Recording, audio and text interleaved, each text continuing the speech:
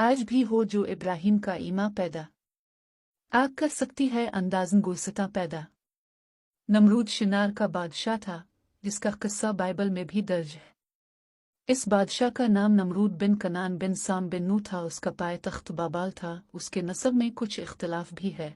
हज़रत मुजाहिद फरमाते हैं, दुनिया की मशरिक मगरिब की सल्तनत रखने वाले चार हुए, जिनमें से दो मोमिन और दो काफिर, हज़रत सुलेमान बिन दाऊद और हज़रत ज़ुल्करनैन, और काफिरों में नमरूद और बख्त नस्र एक। नमरूद अस-सहाक दानजीजर म्यान बाबुल अस्पीतर बरुगुल नमरूद का संग तराशी का मुआयना करते हुए दिखाया गया है। मुफस्सरीन का बयान है कि नमरूद बिन कनान बड़ा जाबिर बादशाह था। सबसे पहले इसी ने ताज शाही अपने सर पर रखा।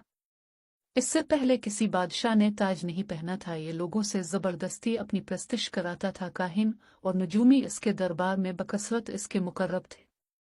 नमरूद ने एक रात ये ख्वाब देखा कि एक सितारा निकला और उसकी रोशनी में चांद, सूरज वगैरह सारे सितारे बेनूर होकर रह गए। काहिनों और नजूमियों ने इस ख्वाब की यह ताबीर दी कि एक फर्जंद ऐसा होगा जो तेरी बादशाही के ज़वाल का बाइस होगा। यह सुनकर नमरूद बेहद परेशान हो गया और उसने यह हुक्म दे दिया कि मेरे शहर में जो बच्चा पैदा हो वो कत्ल कर दिया जाए और मर्द औरतों से जुदा रहे। चुनांचे हजारों बच्चे कत्ल कर दिए गए, मगर तकदीरन अलावा को कौन टाल सकता है। इसी दौरान में हज़रत इब्राहीम अलैहिस्सलाम पैदा हो गए और बादशाह के खौफ से उनकी वालिदा ने शहर से दूर पहाड़ के एक गार में इनको छुपा दिया। इसी गार में छपकर उनकी वालिदा रोज़ाना दूध पिला दिया करती थी। बाज़ मुफस्सरीन का कौल है कि 7 बरस की उम्र तक, और बज़ों ने तहरीर फरमाया कि 17 बरस तक अब इसी गार में परवरिश पाते रहे। दो हज़रत इब्राहीम अलैहिस्सलाम का तवक्कुल। रवायत है कि जब नमरूद ने अपनी सारी कौम के रूबरू हज़रत इब्राहीम अलैहिस्सलाम को आग में फेंक दिया तो ज़मीन व आसमान की तमाम मखलूक़ात चीख मार मार कर बारगान खुदावंदी में अर्ज़ करने लगे कि खुदावंद, तेरे खलील आग में डाले जा रहे हैं और उनके सवा ज़मीन में कोई और इंसान तेरी तौहीद का अलमबरदार और तेरा परस्तार नहीं, लिहाजा तो हमें इजाज़त दे कि हम उनकी इमदाद व नुसरत करें। तो अल्लाह ताला ने फरमाया कि इब्राहीम मेरे खलील हैं और मैं उनका माबूद हूँ। तो अगर हज़रत इब्राहीम तुम सबों से फरियाद करके मदद तलब करें तो मेरी इजाज़त है कि सब उनकी मदद करो, और अगर वो मेरे सवा किसी और से कोई मदद तलब न करें तो तुम सब सुन लो कि मैं उनका दोस्त और हामी व मददगार हूँ। लिहाजा तुम अब उनका मामला मेरे ऊपर छोड़ दो। इसके बाद आपके पास पानी का फरिश्ता आया और कहा कि अगर आप फरमाएं तो मैं पानी बरसाकर इस आग को बुझा दूं।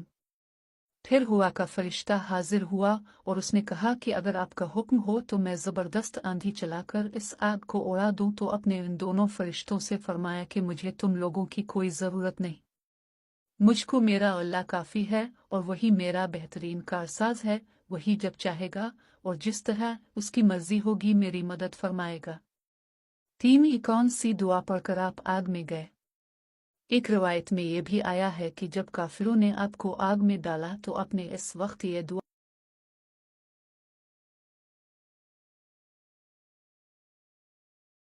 और जब आप आग के शोलों में दाखिल हो गए तो हज़रत जिब्रील अलैहिस्सलाम तशरीफ़ लाए और कहा कि ए खलील अल्लाह, क्या आपको कोई हाजत है? तो आपने फरमाया कि तुमसे कोई हाजत नहीं है। तो हज़रत जिब्रील अलैहिस्सलाम ने कहा कि फिर खुदा ही से अपनी हाजत अर्ज़ कीजिए। तो आपने जवाब दिया कि वो मेरे हाल को खूब जानता है, लिहाजा मुझे इससे सवाल करने की कोई ज़रूरत ही नहीं है। इस वक्त हज़रत इब्राहीम अलैहिस्सलाम की उम्र शरीफ 16 या 20 बरस की थी। आप कितनी देर तक आग में रहे? इस बारे में कि आप कितनी मुद्दत तक आग के अंदर रहे, 3 अक़वाल हैं। बाज़ मुफस्सरीन का कौल है कि 7 दिनों तक आप आग के शूलों में रहे, और बाज़ ने यह तहरीर किया है कि 40 दिन रहे, और बाज़ कहते हैं कि 50 दिन तक आप आग में रहे। वल्लाह ताला अलम। 4 दर्स हिदायत। इस वाक़या से इन लोगों को तसल्ली मिलती है जो बातिल की तागूती ताकतों के बिलमुकाबिल इस्तिकामत का पहाड़ बनकर डट जाते हैं। आज भी हो जो इब्राहीम का ईमा पैदा। आग कर सकती है अंदाज़न गुलसिता पैदा।